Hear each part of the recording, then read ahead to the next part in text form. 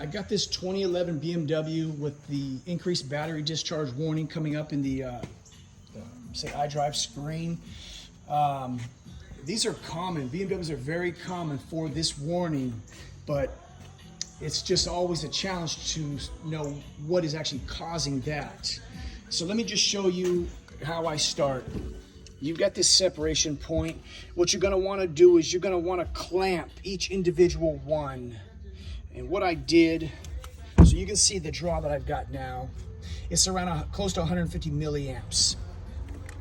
So what I did is I went to each individual one, but I isolated it right here. Try to get a good angle. So the majority of that draw was here, this connector. Now what you're going to want to do now from there is you got to identify where this goes. And so this one, I'll tell you, goes to the front fuse box, the junction box. So from there,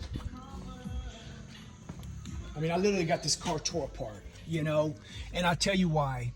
Because that same power goes from this junction box and then your CAS module. So I went to the CAS module, I unplugged it and worked backwards. That was the easiest thing to do, as opposed to pulling this glove box and everything out.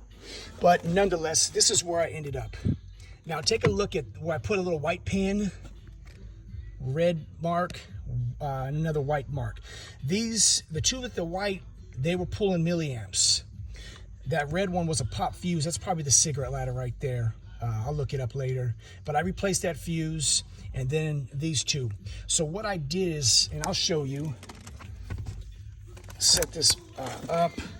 You know, 150 milliamps is small, but you know, if it's a sustained period of time, it's gonna, you know, I'm just gonna put this, because I ain't got 4 hands.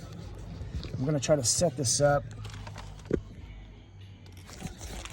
Well, you're gonna have to take my word for it. I'm sorry. But anyway, when I pulled that fuse, that's fuse number 4. The draw went away. So now you got to figure out what is fuse 4 power. And so it helps to have the factory tool going to that front junction box.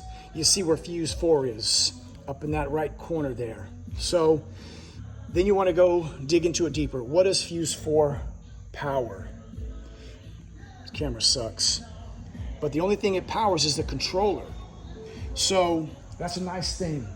So I've got that pulled up, lifted, raised here, and I'm just gonna unplug it. And now let's see what this draw, what goes with this draw. Now look at that. That's well within spec. 50, I think, is what spec is, but that's a good value right there. So here's the tip. Start here, but verify that there is a draw, but start here, figure out which box you're going to. There's your rear. You can easily clamp that power right there. Never forget terminal 30, your alternator, your battery, your starter, all those things as well.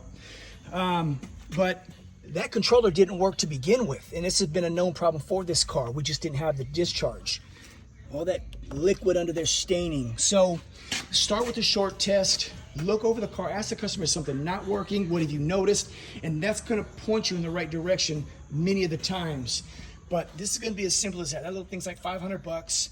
He's gonna pay me for my diagnosis. I'll figure out what it is at some point. But it can be that easy, but yet I've got a good amount of time into just to get to this point. So I hope that helps somebody. Don't just pull fuses until you identify a draw from them. And that's with a millivolt setting. I've got these 2 leads. Go across the fuse and look for a value. And that's gonna let you know that there is voltage across that. So again, car's asleep. Draws eliminated, and we'll keep it moving. Hope that helps somebody out there.